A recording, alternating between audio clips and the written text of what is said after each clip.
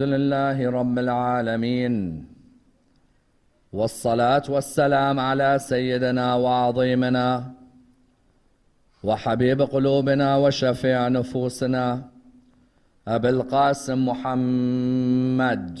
اللهم صل على محمد وعلى محمد وعلى أهل بيته الطيبين الطاهرين وأصحابه الغر الميامين.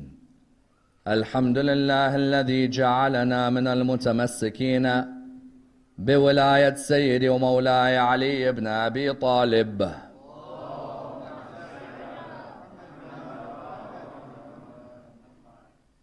الحمد لله الذي هدانا لهذا وما كنا لنهتدي لولا أن هدانا الله. أما بعد، يقول الله في كتابه الكريم: بسم الله الرحمن الرحيم. شهر رمضان الذي أنزل فيه القرآن هدى للناس وبينات من الهدى والفرقان. The first of our salawat in honor of Rasulullah Muhammad sallallahu alayhi wa alihi wa sallam. The second in honor of Amir al-Mu'mineen Ali ibn Abi Talib. The third with your loudest voices in honor of the Imam of our time, Imam Sahib al-Asr wal-Zaman. Allahumma salli ala Muhammad wa ala Muhammad. May I request the brothers at the back to come as close to the front as they can. Please just come in a bit closer if you don't mind. Sallu ala Muhammad wa ali Muhammad. Just a little bit closer. Allahumma salli ala Muhammad wa ala Muhammad.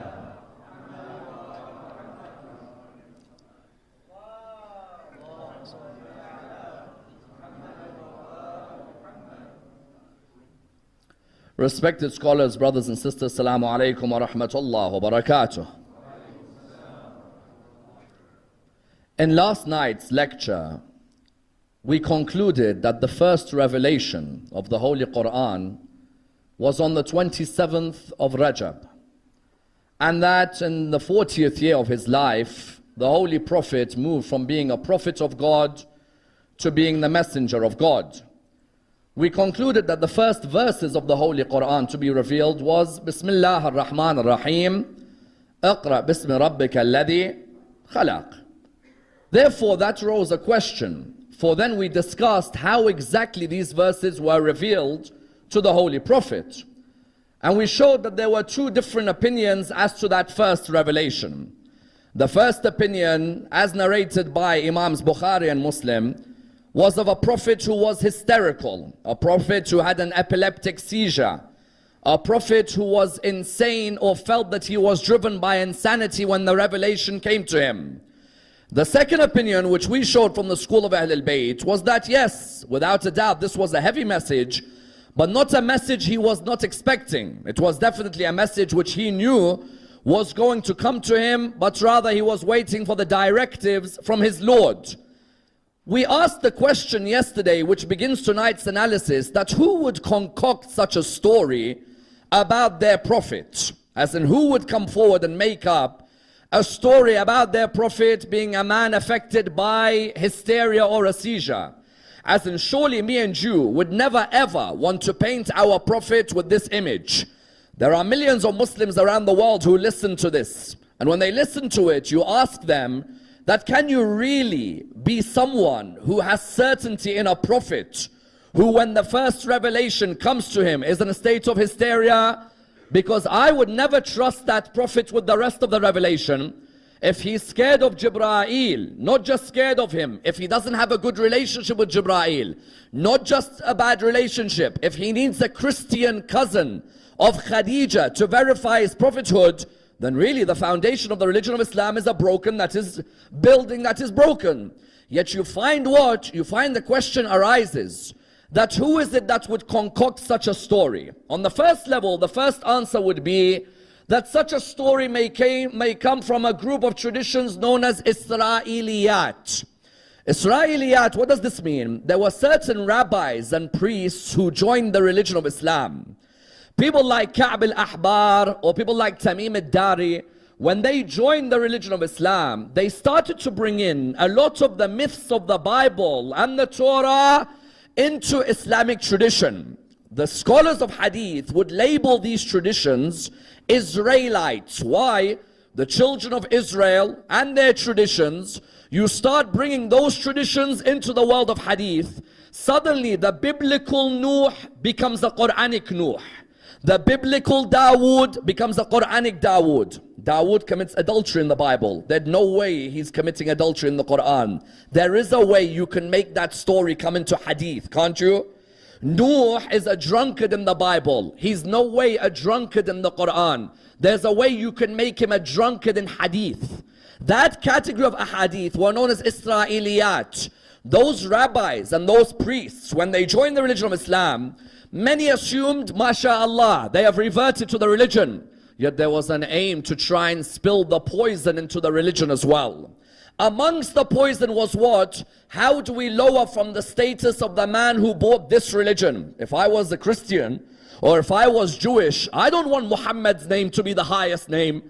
I want Moses' name to be highest. I want Jesus' name to be highest.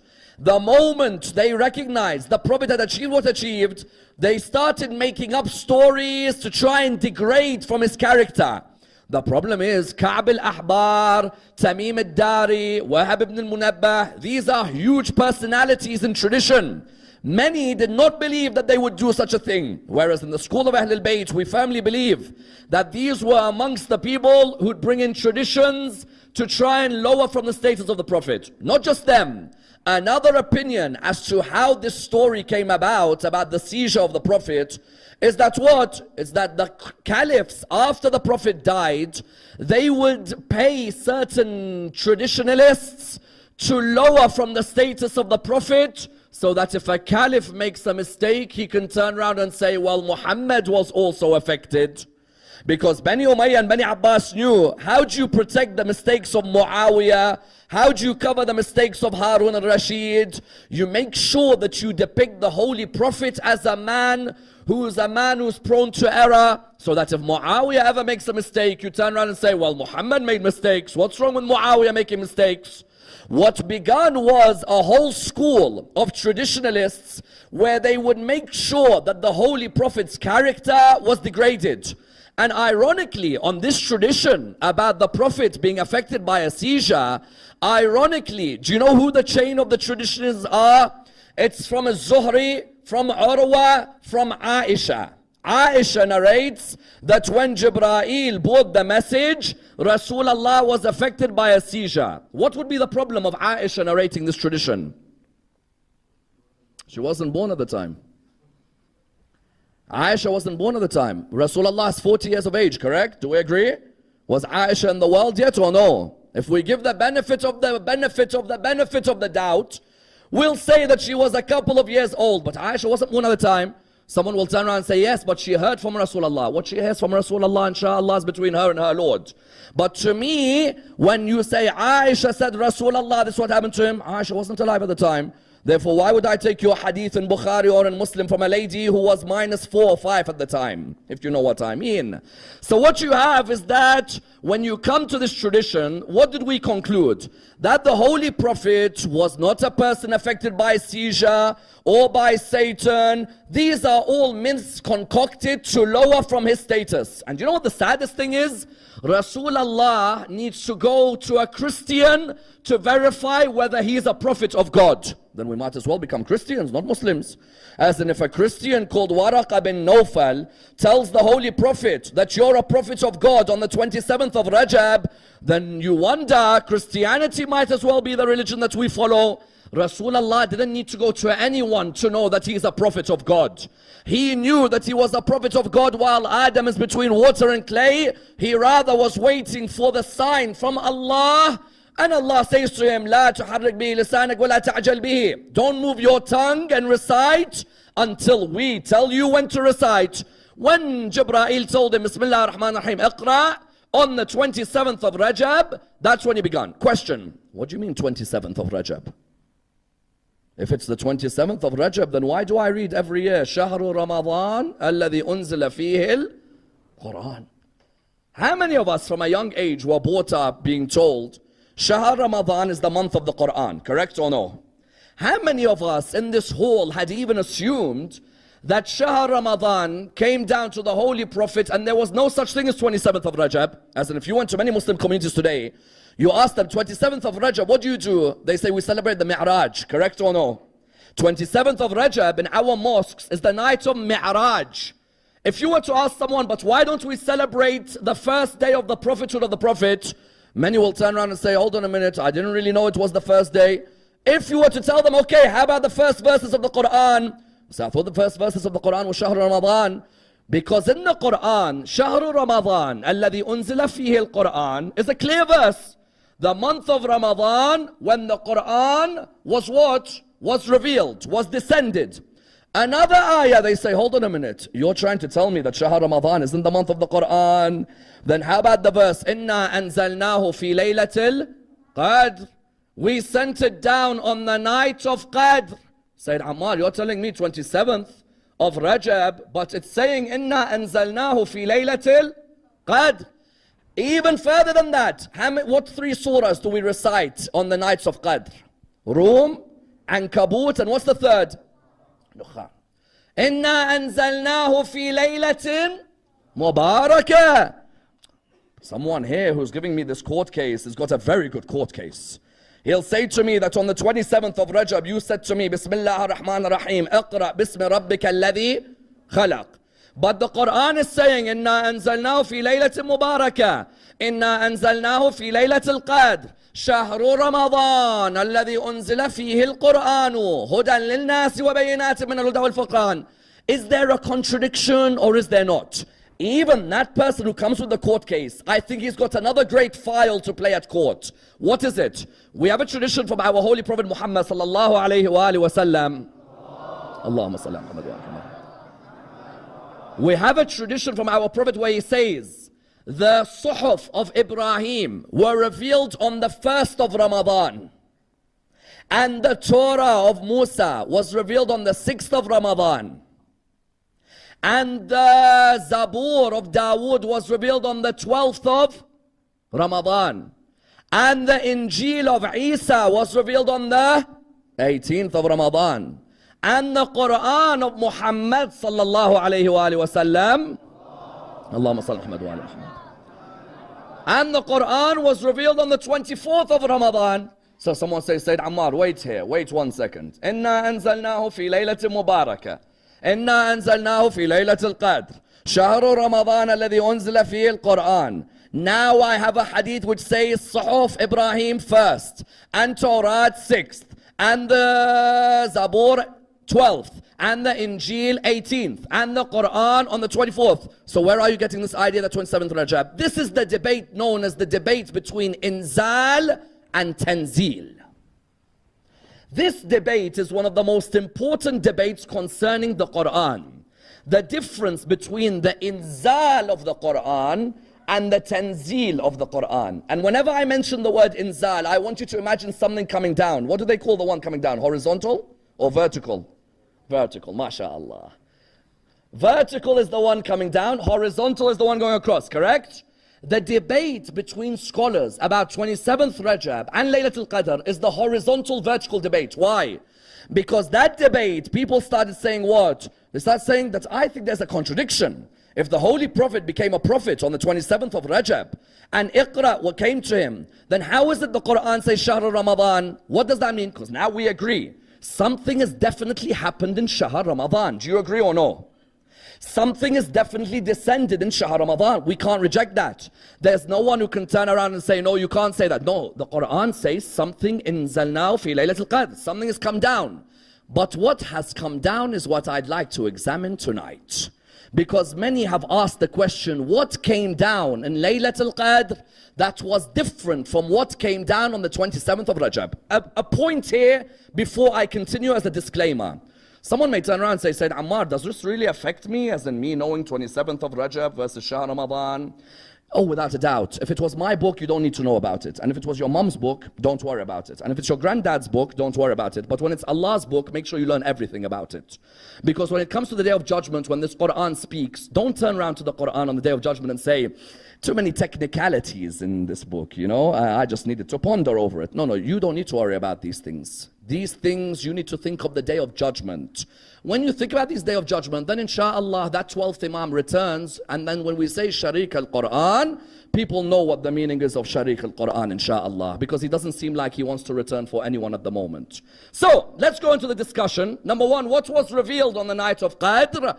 Number two, not only what was revealed on the night of Qadr, was it the whole physical Quran that was given to him on the night of Qadr, or something different? Number three, what's the benefits of gradual revelation rather than giving the Quran as one whole book on the same day? And number four, how important was it that the Muslims knew verse by verse as it was revealed in order that they didn't forget the status of those loved by Rasulullah? Let's examine this and seek to dissect the topic in depth. We said, Inna anzalnahu fi laylatil qadr. The first opinion was that what came down on Laylatul Qadr was the whole Quran in its physical form to the Holy Prophet. What do I mean? That first opinion is that Jibreel came to him on the night of Qadr and he gave him a book with 6,500 verses. You know the book we have today with us at home? That book, Jibreel came down on Laylatul Qadr and he said to him, "Hey Muhammad, as the Quran says, Inna anzalnahu fi Laylatul Qadr. So we have given you this whole Quran on the night of Qadr." This is one opinion. Why? Because scholars said that Allah says we sent the Quran. So surely that could mean that the whole Quran that is with us today, Allah gave it to the Prophet Muhammad but not to give to anyone else. He gave it to him so that if the Prophet Muhammad needs to refer to it at home, the whole Quran is with him there and then. We reject this opinion. Why? We say firstly, when the Quran says Shahru Ramadan alladhi unzila fihi al-Quran, the holy month of Ramadan when the Quran descends, the Quran in this meaning, in this verse, doesn't refer to a book with chapters and verses and pages and diacritics and so on. The word Quran, had it been Shahru Ramadan alladhi unzila fihi al-Kitab, then you could imagine that what's been sent down was what? What's been sent down was a whole book, and it was given to the Prophet Muhammad on the night of Qadr. It didn't say Shahru Ramadan alladhi unzila fihi al-Kitab. It said Shahru Ramadan alladhi unzila fihi al-Quran. Quran at that time did not refer to a book with chapters and pages and so on. No. The Quran at that time referred to something that you recite, something that you have access to, A, no doubt, B, that you're meant to recite. These are the properties of the Quran. Therefore, that first opinion, A, that the Quran as a physical book came down to the Prophet Muhammad on the night of Qadr, was one which is rejected. Because that group, what do they say? Yes, 27th of Rajab, Iqra begun. 23rd of Ramadan, Allah subhanahu wa ta'ala gave him the book as one whole physical manuscript, whereas 27th Rajab was the gradual revelation beginning. We reject that first because the word Quran in this context is not kitab. Secondly, if he gave the Holy Prophet Muhammad the whole Quran on the night of Qadr, there are certain events which are mentioned in that Quran in the future tense, correct? Where they speak, which are to happen in the future, which speak in the past tense. If the Holy Prophet takes this Quran on the night of Qadr, then he shows it to his people. He shows them to read that verse straight away. Many of his people will turn around and say, hold on a minute, what's this verse talking about? We gave you victory in Badr when you were a small number. Imagine, on the night of Qadr, they give Rasulullah the whole Quran. Rasulullah takes the whole Quran, he gives it to his people. He's like, everyone here, here's the whole Quran, read it. If you were living at the time, it's, for example, the 29th of Ramadan, correct? You're living there, Rasulullah gives you this Quran, you open it. When you open it, you read Surah 3, verse 1 to 3. وَلَقَدْ نَصَرَكُمُ اللَّهُ بِبَدْرٍ وَأَنْتُمْ أَذِلَّةٌ. Allah gave you victory at Badr while you were a small number. Would that verse relate to you at all? Why wouldn't it relate to you? You'll be like, what's Badr? I'm in Mecca. I've never even heard there's a town called Badr or there's an area called Badr. Why is Muhammad giving me a book with a verse which doesn't relate to me at all? If Rasulullah has given a physical book on that day to show his people that on the night of Qadr, Jibreel brought me this Quran, when his people open Surah 3 verse 1 to 3, they're like, can we ask you a question? What's Badr and why were we a small number? You know, sometimes when you think of the film Back to the Future, and you're looking ahead and you're like thinking to yourself, hold on a minute, we're going to go to a place called Badr where a small number, Ya Rasulullah, this verse doesn't, I don't, relate to it at all. Furthermore, if there's another verse, إن لا تنصره فقد نصره الله إذا أخرجه الذين كفروا ثاني اثنين إذ هما في الغار. If you cannot help him, Allah will help him. Yes? إلا تنصره فقد نصره الله. When the disbelievers sent him out and he was one of the two, the second of the two in the cave. If I read this verse in that Quran on the night of Qadr, Rasulullah has this physical book. I read it, I'm like, Ya Rasulullah, what's this that you're in a cave with someone else and Allah's helped you?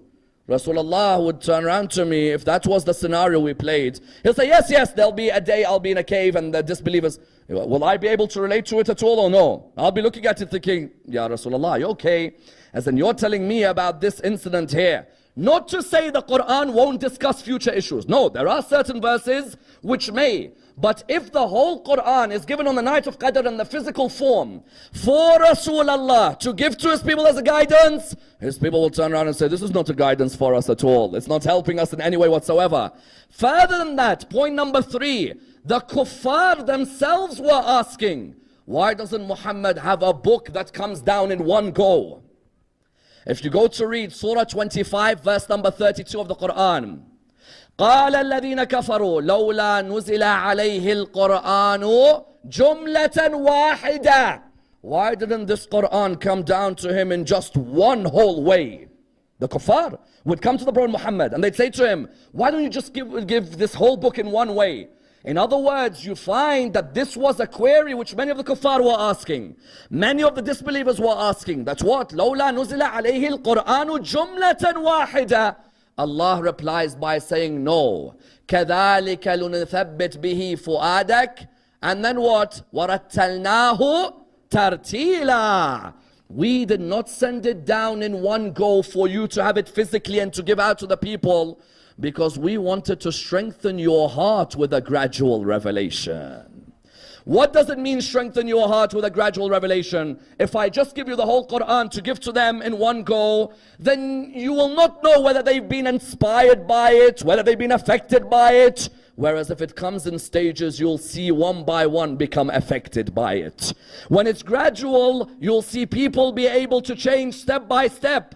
Allah subhanahu wa ta'ala therefore rejected this idea that on the night of Qadr, the whole Quran came in the physical form to the Holy Prophet. That idea was rejected. Then point number 2, so what happened on the night of Qadr? The Quran didn't come down in the physical form to the Prophet. The Quran came down to the heart of Rasulullah so that he could access it at any time he wants. This is the point. 27th of Rajab, Jibreel comes to me and gives me verses step by step. Shahr Ramadan, Allah infuses the whole Quran into my heart.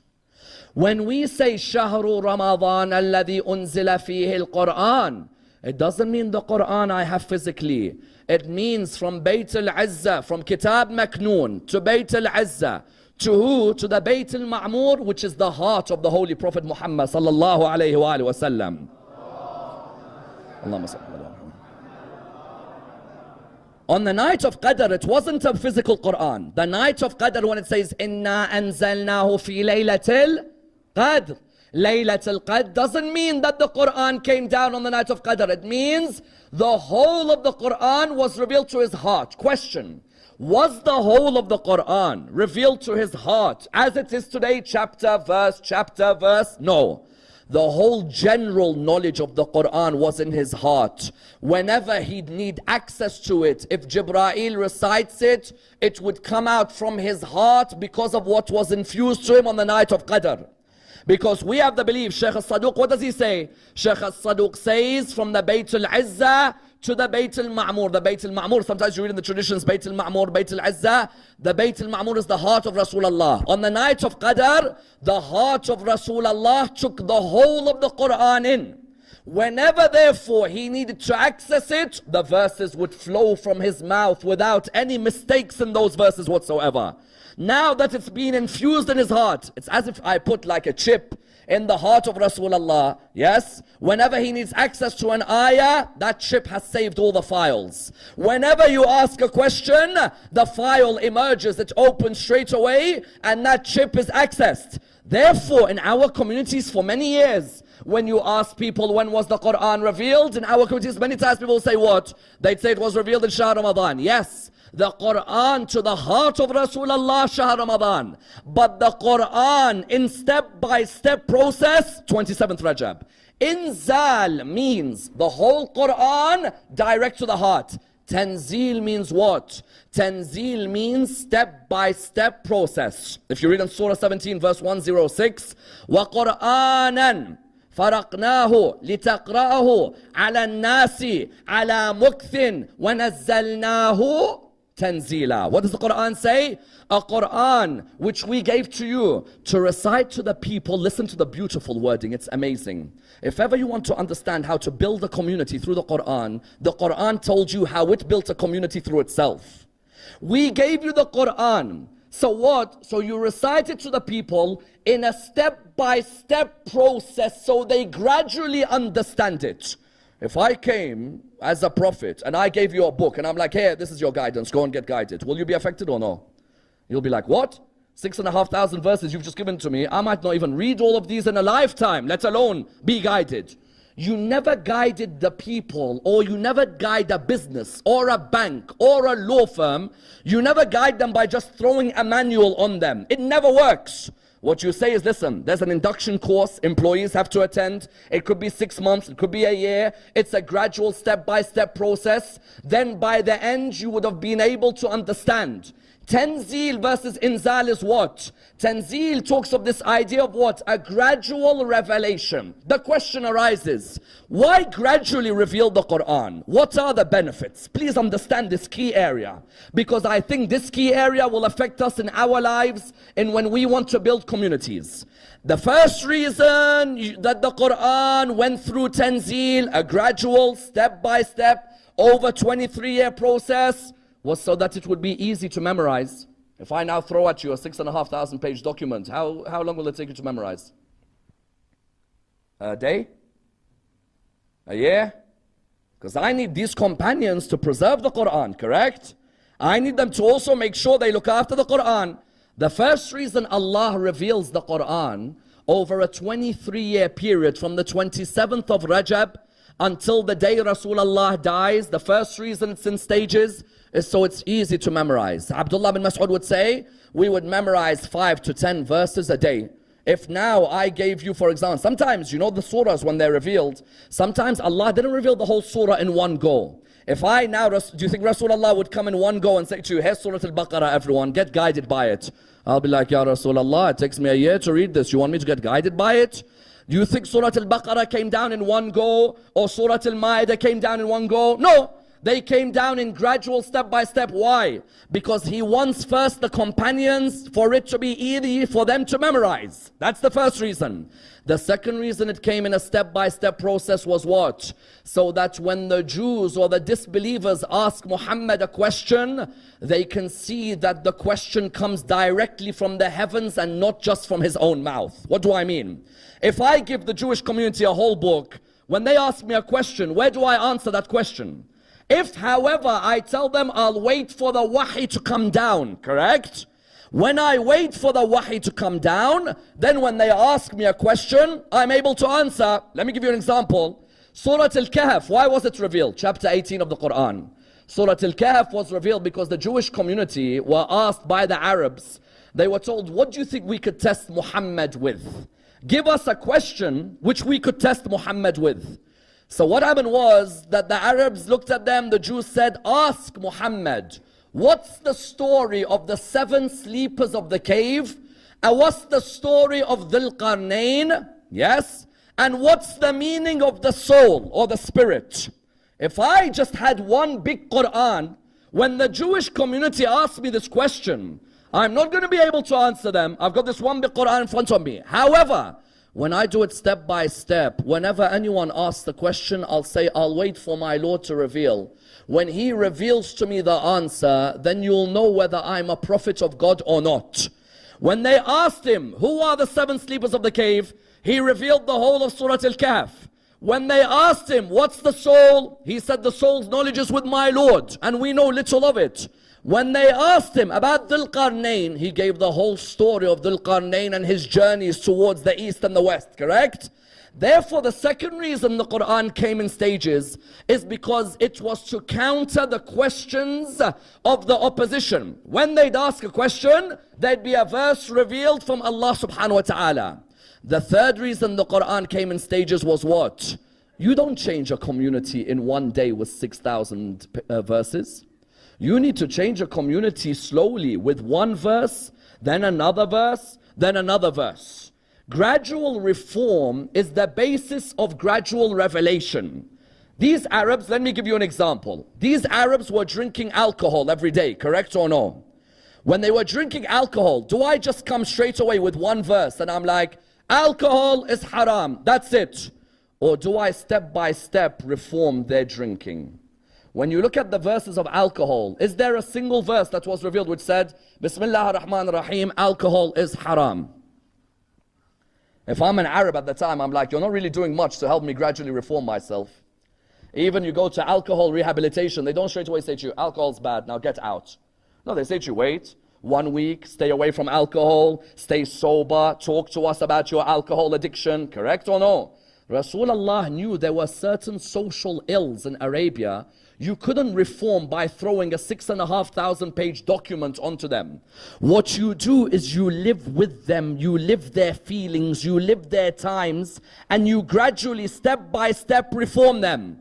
The first verse of alcohol, Surah 4, verse 43. يا أيها الذين آمنوا لا تقربوا الصلاة وأنتم سكارى. O you who believe, do not approach salah while you're drunk. It's a nice beginning, isn't it? If I straight away said to them, all of you are burning in hell because you're drinking alcohol, no one would join this religion, believe me. Correct or no? You know, sometimes there are certain speakers, hell, hell, hell, hell, hell. The whole majlis is hell. You're like, you know, I don't want to stay in this religion, let alone the one who wants to join this religion. When I start, Allah began a process with the Quran over 23 years. Why? I'm not going to change that person who's been drinking every day in one day. No. Gradually, he's going to wait for the wahi. He's going to wait. He's going to wait. He's going to wait. He's going to see what's his Lord saying. Surah 4, verse 43. Ya ayyuhalladhina amanu, la taqrabu as-salata wa antum sukara. Oh, you who believe, don't approach salah while you're drunk. So the companion thinks, you know what? I used to drink a lot, but my Lord is a fair Lord. He didn't straight away say to me, don't drink. He said, don't drink while you're intoxicated. So I'm now going to go towards salah. I won't drink before salah. Rather, I'll drink at another time. You know, there are some people who took this verse out of context. There are certain countries in the world, I'm sure you know them, I don't need to mention. At Maghrib of Isha, they don't drink, mashallah. Yes, they don't drink. And even just before Fajr, they don't drink, to their credit. And at Dhuhr, Asr, they stay away from the drink. Why? So then why say, Ya ayyuhalladhina amanu, la taqrabu as-salata wa antum sukara. Don't approach salah and you are drunk. Allah subhanahu wa ta'ala said, don't approach salah while you're intoxicated. We'll never pray to Allah intoxicated. But the other 17 hours of the day, we don't mind the odd drink. That person's like the one who said what? That person is like those who said, Waylun lil musallin. They would come and say what? That hell is for those who pray. So I'm not going to pray because I want to go to Jannah. Correct? Waylun, hell, is for those who pray. Yes, waylun lil musallin alladhina hum an salatihim sahun, those who neglect their salah.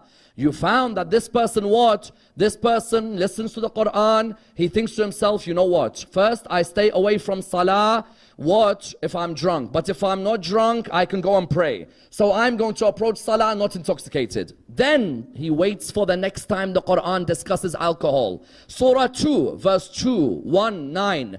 يَسْأَلُونَكَ عن الخمر والميسر قل فيهما إثم كبير ومنافع للناس وإثمهما أكبر من نفعهما. They ask you concerning alcohol. Yes?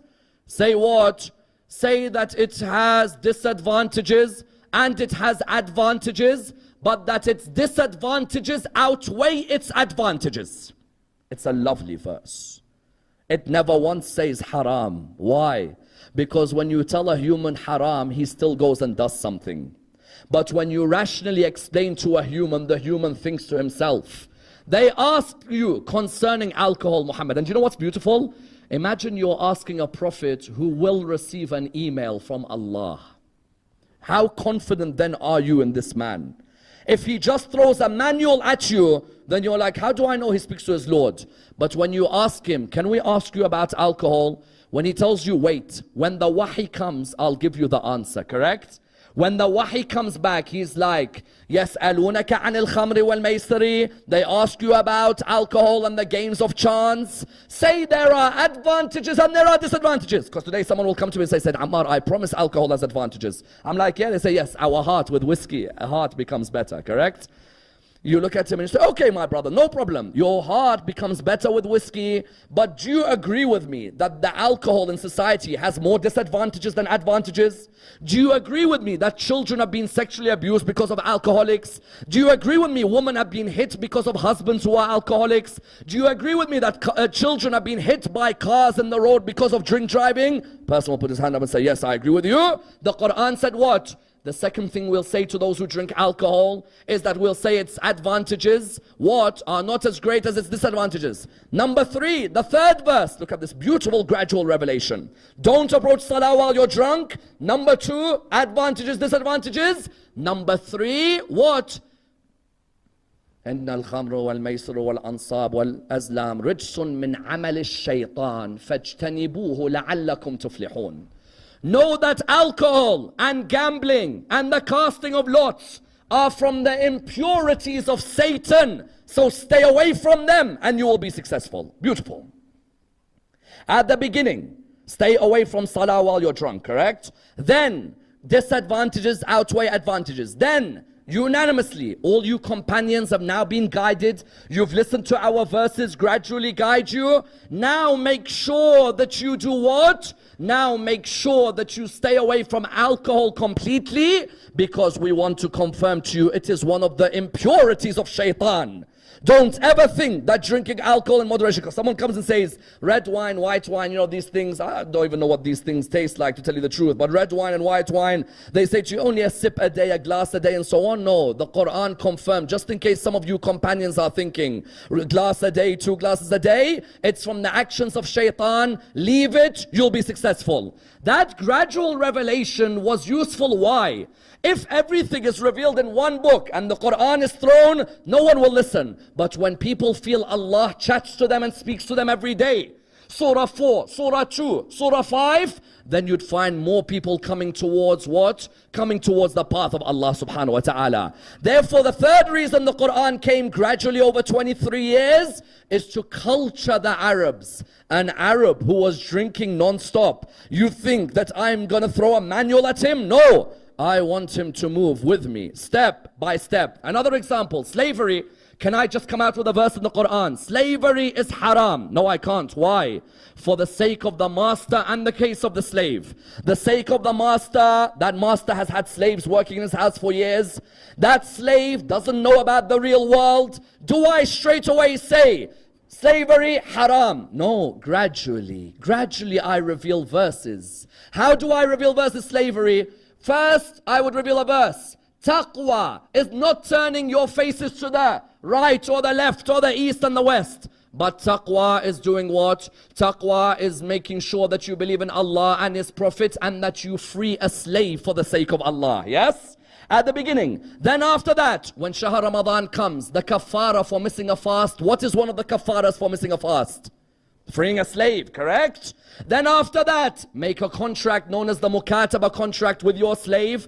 Make a contract with them that after a 6 or 7 year period, as 6th Imam says, that they can free themselves from being in your service. Many times people say, why didn't the Quran just reveal a verse that, you know what, slavery is haram? Because the Quran wanted to culture the Arab society. It didn't just want to straight away say haram, haram, haram, haram. Nobody agrees when you just say haram. The Quran wanted to show your Lord wants to step by step reform the society you're within. Therefore, the first reason, easy memorization. The second reason, to answer the non-Muslims when they ask me through a verse. The third reason, step by step gradual reform of Meccan and Medinian society. The fourth reason, so that you never forget the great personalities who that verse is revealed about. Please bear with me on this important point. If I now told you a verse, I gave you a Quran, I just threw it at you, you're an Arab, and I threw the Quran at you, and you open it, yes, and you open it and you're like, إنما وليكم الله ورسوله والذين آمنوا. Or for example, إنما نطعمكم لوجه الله لا نريد منكم جزاء ولا شكورا. Yes? يطعمون الطعام على حبه مسكينا ويتيما وأسيرا. If I was an Arab living in Mecca at the time and you threw the Quran in my face, or you sent it by DHL through post, it came to me, yes? I was living in Ta'if and this camel brought it to me. I open it and it says what? وَيُطْعِمُونَ الطَّعَامَ عَلَى حُبِّهِ مِسْكِينًا وَيَتِيمًا وَأَسِيرًا. They give food out of their love to the orphan and to the captive and to the needy. Will that verse really resonate with me after Rasulullah dies? If I don't know who it's about? No, it's just a general statement, isn't it? That they give food out of their love to the prisoner and the orphan and the captive. How about if the incident itself, you were present and you remember who it was revealed about? If I was in Medina at the time and Rasulullah tells me, do you know what Ali and Fatima just did? Will it have more of an effect on me or just throwing an ayah on my face? Because the fourth reason gradual revelation was vital was for the Arab in Mecca or Medina to say, I remember every time Allah praised so and so in that ayah, I was there. وَيُطْعِمُونَ الطَّعَامَ عَلَى حُبِّهِ مِسْكِينًا وَيَتِيمًا وَأَسِيرًا could easily have been given before. You just throw it in an Arab. He reads it. إِنَّمَا نُطْعِمُكُمْ لِوَجْهِ اللَّهِ لَا نُرِيدُ مِنكُمْ جَزَاءً وَلَا شُكُورًا. How about if I was at home that day and Rasulullah told me, do you know what Ali and Fatima did today? Their children Hassan and Hussein were ill. So I looked at Ali and Fatima and I said to them, why don't you fast? Make a niyyah that if Hassan and Hussein become well, you'll fast for 3 days. Yes, a nidhr. You know we have in our communities mannat, correct? What's a mannat? A mannat is a nidhr. A nidhr where you say, Ya Allah, if this happens, then I'm going to do this. They said, Ya Allah, if Hassan and Hussein become well, we'll fast for 3 days in a row. When they fasted on the first day, they're about to break their fast. A person knocks at the door of mercy, the door of grace, the door of Al-Muhammad, correct? He knocks at their door. She opens the door. Who is it? I am someone who is what? A miskeen. Oh, family of Rasulullah, give me something. And they give him. And they end up that night not eating any food. Yes? They end up that night not eating. On the second day, who comes? A yatim. Yes? When a yatim comes and says, oh, family of Rasulullah, I'm an orphan. I beg you, give me something. They give him straight away. On the third night, oh, family of Rasulullah, I'm a prisoner. I beg you, give me something. They give him straight away. When I'm in Arabia at the time, if the Quran was just thrown at me at the beginning of the message, I will never appreciate who Allah loves on this earth, correct? When I'm alive at the time and I hear Rasulullah say that, you know what Allah has just done? He's just revealed to me through the wahi. He loves Fatima and Ali so much that on 3 successive nights, no one in Medina could do what they've done. So Allah reveals the verse, what? وَيُطْعِمُونَ الطَّعَامَ عَلَى حُبِّهِ مِسْكِينًا وَيَتِيمًا وَأَسِيرًا. And not only does He praise them, He also quotes what they say. This is a lovely line. Allah didn't just praise Muhammad and Al-Muhammad when they gave their food away. He decides to put the words of Muhammad and Al-Muhammad as an ayah of the Quran. The Quran's His words, isn't it? Is it not? So who said إِنَّمَا نُطْعِمُكُمْ وَجْهِ اللَّهِ? Because Muhammad and Al-Muhammad are so vital to the Quran that even when they talk, I want their words to be in that Quran. إِنَّمَا نُطْعِمُكُمْ لِوَجْهِ اللَّهِ لَا نُرِيدُ مِنْكُمْ جَزَاءً وَلَا شُكُورًا. When we give this food away, what? You think we need people to praise us? We give this food away because we want Allah's blessings, Allah to be pleased. Why is this important? Because when I read this ayah at the time as a Muslim, when I live after Rasulullah dies, when Muhammad and when Ali and Fatima are being attacked, I am a Salman who says, I was there when this verse was revealed.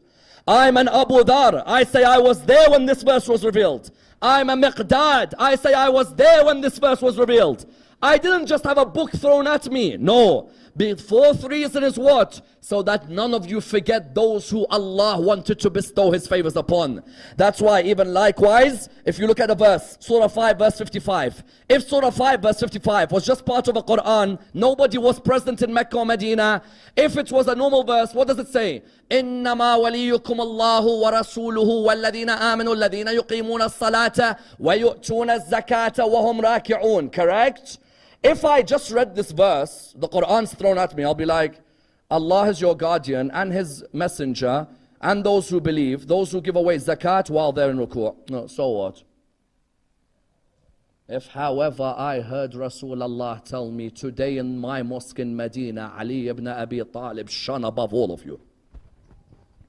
In my mosque in Medina, a poor man came to pray in that mosque. And he raised his cries, Ya Allah, I've asked people for something, I am poor, I have nothing. Allah decided to answer his dua through the ruku' of Ali ibn Abi Talib. That Allah at that moment inspired through ilham. Yes, we said yesterday, Musa's mother, ilham. Allah inspired Amir al-Mu'mineen to know that he should point out his finger in ruku', so that that poor man's dua is answered through the wasila of Ali ibn Abi Talib. If I was there at the time, do you know what difference such a gradual revelation makes? It means that after Rasulullah dies, I'll remember that ring of Ali ibn Abi Talib, correct? Do you know those companions who remained loyal to Amir al-Mu'mineen? Those companions, why did they remain loyal to him? Because they remembered ayahs after ayahs being revealed in the honor of Ali ibn Abi Talib. Allah knew if I throw 6,500 verses on them, they'll never know Muhammad and Muhammad's position in this world. Whereas if they are present step by step, ayah after ayah, then they'll remember how this religion flourished through Muhammad and Muhammad. And that's why without a doubt the holy month of Ramadan is a month in which the Quran was revealed. It's an honor that that Quran came into the heart of Rasulullah. All of us remember that month and we remember it full of joy, except when we come to the 19th of Ramadan, correct? Because when we come to the 19th of Ramadan, what comes into our mind but the beautiful face of Amir al-Mu'mineen? There is no one who comes to the night of Qadr, but his heart is in the holy land of Najaf. Those of you who've been to Najaf, do you picture that darih in front of you right now? Do you picture that beautiful darih of Amir al-Mu'mineen? And for Sayyida Zainab and Kulthum, how difficult was it when they saw their father's head in the state it was in? Do you know there's one narration that hurts me the most? Every Laylatul Qadr on the 21st night when I recite this, it hurts me very much. You know when he got struck by Ibn Muljam, he stood up, yes? The blood had surrounded his face. He stood up, he began to walk, but he was limping while he's walking, correct? He was limping, he couldn't walk properly because the pain was too much. When he left the mosque, he turned around to Imam al-Hussein alayhi salam. He said to him, Aba Abdullah, Imam al-Hassan, I want you to help me stand up straight. Why, Ya Amir al-Mu'mineen? He said, because I see Zainab at the door. I don't want her to know that I've been struck.